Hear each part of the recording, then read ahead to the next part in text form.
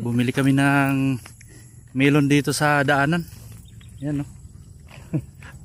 Matamis kasi. So ito yung natataniman, no? Bali nag-harvest na dito kaya so may mga ano pa. May mga tirang bunga pa siya, oh. So yung mga tira yung pinapabili nila. Tamis, mura lang kilo.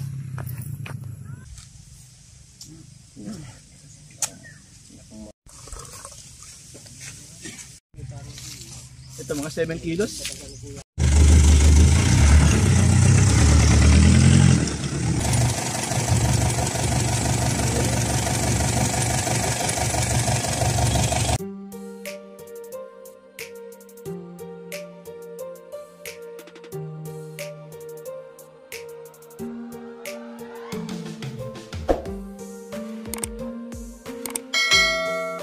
Ito na po ang araw na aming pinakahihintay, kung saan aanihin namin ang aming patanim na pakwan.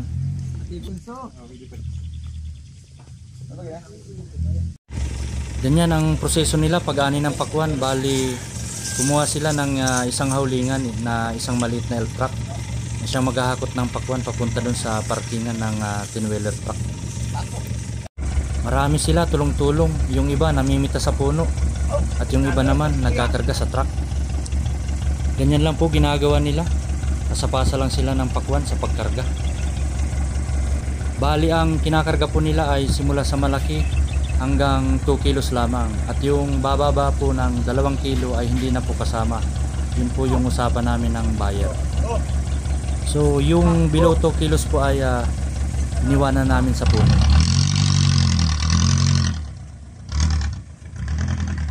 Ganyan po pag naubos na, lipat naman sa ibang area para doon naman magkarga hanggang sa mapuno ang truck. Pinupuno po nila yan at ang isang puno po dyan ay nagkakahalaga ng 30,000. Kaya yan din po ang basehan namin. Kung makailang puno po dyan sa truck ay alam na namin kung magkano ang halaga ng aming pakwan.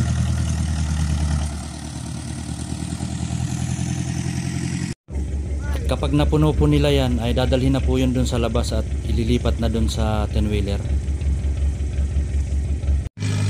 Ganyan nga po, kapag napuno na ay dadalhin na nila yan sa labas upang ilipat dun sa mas malaking kargahan.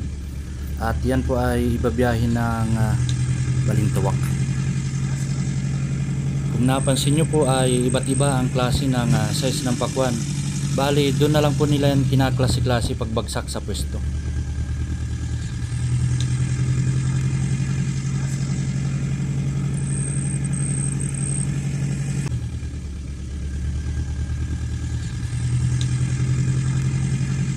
Malawak sana po itong pakwanan namin. Hektarya po ito. Ngunit hindi po natin hawak ang panahon. Kaya inabot ho kami ng grabing ulan. So nangangamba ho kami na baka malugi kami kasi mahina talaga yung ani namin ngayon o yung bunga ng pakwan.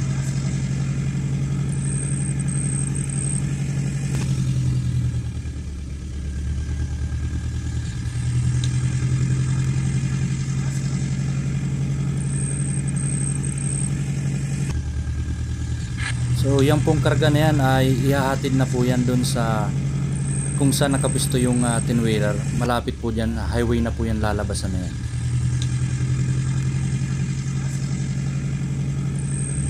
Yan na po yung dulo ng aming pakwanan. Tabi na po yan ng highway.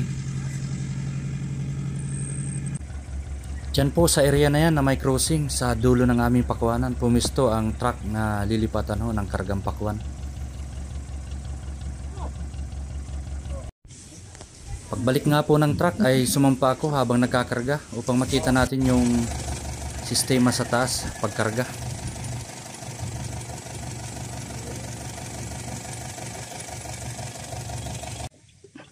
Medyo malayo yung kinukuhaan nila sa dulo. So kailangan mag-extend ng formation para makarating sa truck pasapasa para lang nagbabasketball. Dapat yan magaling kang magsalo, maliit o malaki. At pag bumagsak sa lupa sigurado basag yan. So tirik na tirik ang araw ngayon. Pero medyo presko naman at mahangin. Ato'y marapit nang mapuno. Marapit na. Sabi ba ganung hapon? Marapit na. Toy, kaya mo ubuson araw kito sarong kurang? Kay premiuhan ta ka? Ako po yun. Kaya mo? Pag naubos mo ang premium sarong pakwan din. Sawa na sa pakula. Kaya mo ito nasa taas na ito? Kaya mo ubuson yan? Kaya ko po yun, pero yun lang. So pagkapuno ay hatid na naman uli ng pakwan. Ganito pala po ang pakwan. Kahit aanihin mo na lang kapag inulan, nabibiyak pa siya. Ito naman yung mga natira, yung mga buraot below 2 kilos. Ito yung mga naapektuhan ng ulan. Hindi na lumaki, hindi na nakahabol. Medyo may karamihan din. So ito ang laman nito, hindi na ito mapula. Medyo maputla na. Marami din po sanang magaganda at malalaki. Ngunit marami din po yung napinsala ng ulan.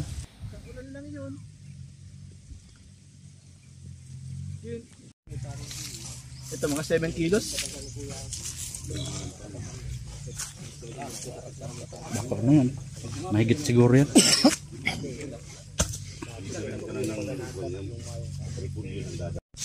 Ganito ang sitwasyon dito kapag nag-aanihan. Maraming tao at maraming trabahador.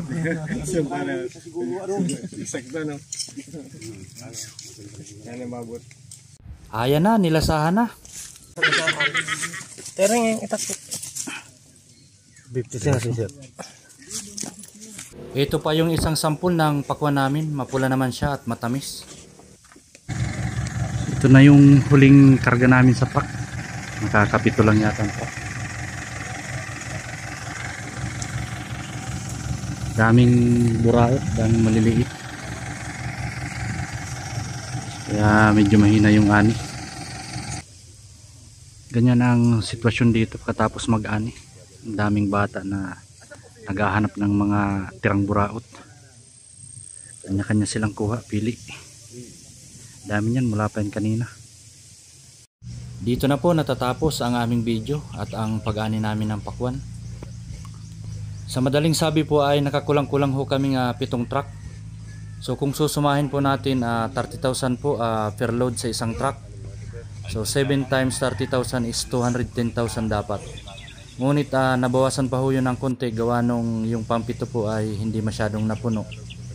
Medyo lugi-lugihin ho kami ng kaunti dahil tulad ng sinabi ko, hindi po natin hawak ang panahon. So ganyan talaga po sa negosyo. Minsan tumutubo, minsan nalulugi. So babawi na lang ho siguro sa susunod sa ibang panahon at pagkakataon. Maraming salamat ho sa inyong panonood.